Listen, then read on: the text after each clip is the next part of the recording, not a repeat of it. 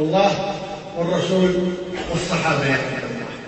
ليس للأمة غير الدين حل كل ما. jambo lingine ndugu zangu katika mambo muhimu ambayo yanatajwa na ahlul-ilm katika swala la kutafuta ilmu ni kuifikisha baada ya kuipata. Na ni katika jambo muhimu sana kuifikisha ilmu baada ya kuipata. Umma huu umma Muhammad sallallahu alaihi wasallam haukuwa bora isipokuwa kwa sababu ya kufanya tablighul ilm, tablighud da'wa, kwa sababu ya kuifikisha da'wa kwa watu. Kuntum khayra ummatin ukhrijat lin-nas ta'muruna bil ma'ruf wa tanhauna 'anil munkar. Wanaitumia baadhi ya watu aya hii kwa kushajiisha da'wa, na hilo ni sahihi. Wanaitumia watu aya hii kwa kushajiisha da'wa, mpaka hapo tuko sahihi, tuko pamoja na wao. Lakini da'wa la takunu da'watan illa idha kana mabniya 'ala al-'ilm. Lakini da'wa haitakuwa da'wa isipokuwa itakapojengwa juu ya nini? Juu ya ilmu, ili usije ukaharamisha jambo ambalo ni halali au usije ukahalalisha jambo ambalo ni haramu, usije ukalisunisha jambo ambalo ni bid'a, usije ukalibidiisha jambo ambalo ni sunna. Yote haya yanaingia katika ilmu. يعني يأمرون بالمعروف وينهون عن المنكر. الأمر بالمعروف والنهي عن المنكر من أهم شروط العلم. katika masharti muhimu sana ni sharti la mtu kuwa na ilmu na maarifa. Naam, katika mgongano mambo haya kwamba elimu na masala haya, wanawachuoni wenye insafu wanasema hivi: almasailu fi lislam naw'an. masala katika Uislamu yako namna mbili. مسائل أجمع أهل الإسلام عليها بحلها أو بوجوبها، وأجمع أهل الإسلام عليها بحرمتها. kuna masaili ambayo waislamu wamekubaliana, yani hakuna muislamu yoyote isipokuwa anajua jambo hilo. Mfano, wajibu wa kuswali swala tano, kuna muislamu anapinga hilo. Kwa hiyo ikiwa utalingania wewe utasimama mbele ya msikiti bila ya ilmu, wanasema baadhi ya ahlul ilm, fa fi hadhihi almasail almuslimuna kulluhum du'a. katika masaili kama haya waislamu wote ni madai. Yani wewe kumwambia mtu wajibu wa kuswali, bwana swala tano ni lazima bwana, tumeamrishwa katika Uislamu swala tano ni wajibu, katika hilo wewe na shekhe yule wote ni sawa. Au zina ni haramu bwana, zina ni haramu bwana. Kwa kuna masail, masala katika Uislamu yako namna mbili. kuna masaili ambayo waislamu wamekubaliana juu ya wajibu wake au lazima wake, na kuna masaili ambayo waislamu wamekubaliana juu ya uharamu wake. mambo haya mambo haya waislamu wote ni maduati juu ya jambo hilo. hakuna mtu atakayekwambia usiwalinganie watu kuanzia swala ni wajibu. hakuna mtu atakayekwambia usiwaambie watu eti nenda kasome kwanza alafu uje uwaambie watu zina ni haramu. Nenda kasome kwanza uje uwaambie watu riba ni haramu. Nenda kasome kwanza uje uwaambie watu zaka ni wajiba.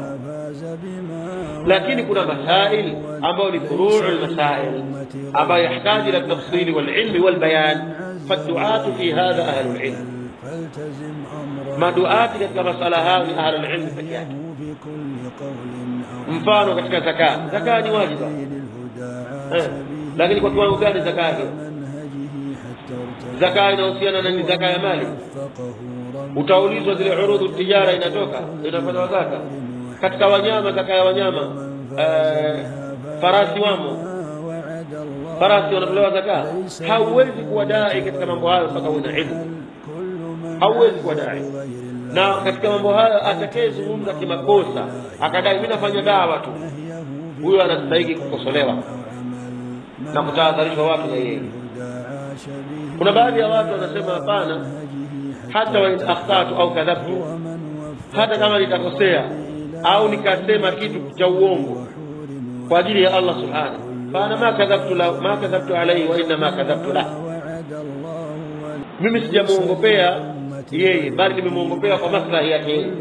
kuna bwana mmoja alisimama akasoma kama baadhi ya hadithi zinazosomewa, mtu asiyeswali baada ya kufa kwake atakuja nyoka kubwa sana kaburini, itakuwa inamchukua na kumtupa katika kaburi lake ardhi ya saba huko.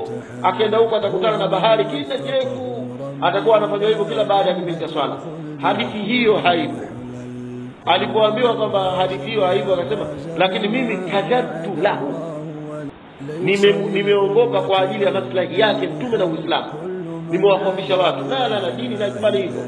Hadithi ya bwana mtume ni ile ile, kasema man kadhaba alayya mutaammidan falyatabawa maq'adahu minan nar. Kwa nini usichukue hadithi? Kwa nini adhabu ya kabri haipo katika hadithi sahihi? Zipo. Kwa nini usichukue hadithi sahihi? Usijui hizo hadithi sahihi, ama usijui ndio ujinga wako.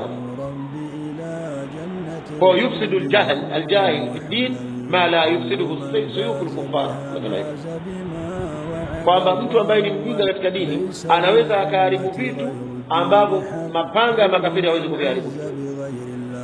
Kwa hivyo da'wa, baada ya mtu kusoma vitu muhimu ni kufikisha. Kuntum khayra umma ukhrijat lin-nas ta'muruna bil ma'ruf wa tanhauna 'anil munkar. Kadhalika bwana mtume sallallahu alaihi wasallam katika hadithi mwenyewe anaeleza bwana mtume sallallahu alaihi wasallam alipomwambia Muadh ibn Jabal, alipomtuma Yaman kwa Muadh ibn Jabal na Abu Musa al-Ash'ari na Ali ibn Abi Talib, watu watatu kwa wakati tofauti, akawaambia. Lakini Muadh ibn Jabal alimwambia faliyakun awwala ma tad'uhum ilayhi shahadatu la ilaha illa Allah. Kwa alimwambia akaenda akafanya nini? Da'wa. Baada ya yale machache alikuwa ameyasoma.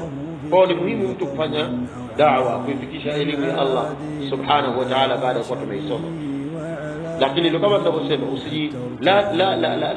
la tukathir janib ad-da'wa min ghairi al-ilm. Kwanza soma, wala usisikilize kwamba watu wanasema tusome mpaka tufike marhala gani bwana.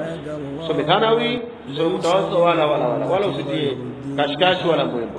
Hatujakwambia ukasome thanawi wala ukasome mtawasita wala ukasome profesa wala ukasome. Unachoambiwa, unachokilingania utakaposimama hapa. Ndio hapo unapolingania hapa, sio utakachokuwa unakisema wakati ule. Sawa hicho kitu umekisoma kwa shekhe, umeuliza, uwe na uhakika nacho, uwe na elimu nacho, kile unachosema pale ndio elimu inayokusudiwa. Au kwa ufasaha zaidi mambo matatu: elimu ya unachokisema, elimu ya wakati sahihi wa kusema kile unachosema. Kwa sababu wakati mwingine unaweza ukanyamazia ukweli, sio kwa sababu haujui, kwa sababu wakati sio wake. Wasema ahlul ilmi yajuzu ta'khiru al-bayani ila waqti al-haja, la yajuzu ta'khiru al-bayani an waqti al-haja. Haijuzu kuichelewesha bayani kutokana wakati wa haja, lakini yajuzu ta'khiru al-bayan ila waqti al-haja. Unaweza ukachelewesha jambo kusema mpaka wakati wa muda umefika. Kwa ujue kwamba nimesimama hapa, ninachokizungumza ninawafika nacho, na ni wakati huu ninaozungumza ni sahihi, na umjue yule hali ambayo unataka kulisema. Usije ukakaa msikiti, kuna mshehe mmoja anakuta anatoa hotuba kila siku, anawaambia shekhe hotuba zako ndefu mpaka saa 8, kuanzia saa 6:30 mpaka 8 anatoa hotuba, anazungumza msikitini, kijasho kinamtoka shekhe. Alipoambiwa akasema watu wanakaa kwenye mipira saa ngapi? Hapana, usifananishe, kwa sababu wanakaa kwenye mipira masaa 4 na sasa hotuba tuwatolee masaa 2. Hapana kabisa, ni kosa kabisa, kwa sababu Mtume sallallahu alaihi wasallam ametaka swala ile swala ya Ijumaa iwe ni ndefu zaidi kuliko hotuba. Ile swala tu na swala hizi, kwamba ile swala yenyewe iwe ni ndefu. Na ukiangalia swala ya bwana Mtume ilikuwa ni ndefu kuliko hotuba. Kwa wakati mwingine angalia hali za watu wale ambao wanawalingania, hali zao na jamii yao, kile wanachokizungumza ni wakati sahihi. Kuna mmoja alikuwa anazungumza masaili hassasa katika wakati wa siasa, umejaa sio sahihi, sio wakati wake, fitna, ule ni wakati wa fitna. Na ushahidi upo katika mambo haya. Abu Huraira radhiyallahu ta'ala anhu anasema kuna hadithi utafika umetokea sahaba vile, ndio fitna kubwa sana imetokea baadaye. Anasema kuna hadithi indi min al-ahadith law qultuha la quti'a unuqi hadha, ningekatwa shingo yangu hii. Yani kuna hadithi ya Abu Huraira hajawahi kusema, kwa sababu angelisema shingo yake ingekata nini. Kwa unamshauri, unamuhisi Abu Huraira kwamba ni mwoga, kuna elimu ambayo ameficha? Hapana, hakuna elimu ambayo ameficha, aliwahi kuitoa na imetoka, ni hadithi za mihan wal fitan. Lakini wakati anasema yale ilikuwa ni wakati gani? Ni wakati sahihi. Kwa hiyo lazima dai aangalie, ajue al-hukmu shar'i fima yaqulu, anachokisema elimu ya hukumu ya sheria, wa ayadhura ila hali al-mad'u, na angalie hali ya yule anayemlingania, na angalie wakati munasaba wa kusema kile ambacho anasema. Mfano Abdullah bin Mas'ud aliwahi kuambia wanafunzi wake siku moja, leo mfano mtu ameenda sehemu ambayo hakuna kabisa, na inatokea hii kwa baadhi ya maduati wasiokuwa na muraatul ahwal. Mtu anaweza kwenda sehemu, msikiti ndo mara ya kwanza kabisa, msikiti ndo mara ya kwanza katika maisha yake, au kama baadhi mmoja aliwahi kufanya, watu wengi waliwahi kufanya, lakini nakumbuka mmoja sehemu fulani, sitaja jina, katika swala ya Eid uwanjani, tunasali uwanjani, swala ya Eid tunasali uwanjani. Ndani ya swala ya Eid kuna wanawake mpaka wenye hedhi, sio hivyo? Kwa mpaka wanawake wenye hedhi waende waswali tu, lakini wafanye nini? Waende. Watoto wadogo wa kike, watoto wadogo wa kiume, wale watu wasioswali Eid mpaka Eid wako pale. Watu wengi wanakusanyika sehemu ile. Kwa mtu dai mwenye elimu ya da'wa, pale atakuwa azungumza jambo gani? Hasilul Islam. Mtu kasimama pale anaanza kuyaradi makundi katika Uislamu. Kuna makundi mapotevu, makundi makubwa sana. Kuna bwana mmoja ndo Said Kutubu. Sasa wale watu wasioswali wamekaa kwenye pikipiki zao pale. Huyu Said Kutubu ndo nani? Muona sio? Hawa mjui Said Kutubu, Said Kutubu anaita, inasema Kutubu Kiswahili. Hawajui, lakini dai amekosa busara. Umekosa busara kwa sababu sio wakati wake pale. Ule ni wakati wa fursa kutumia kwa wale watu wasioswali. Watu watakaotoka pale kwenda kwenye maasi, watahadharisha na maasi ya siku zaidi, watadhana maasi wa dhikru mahasin al-Islam. Hadha huwa da'i najih.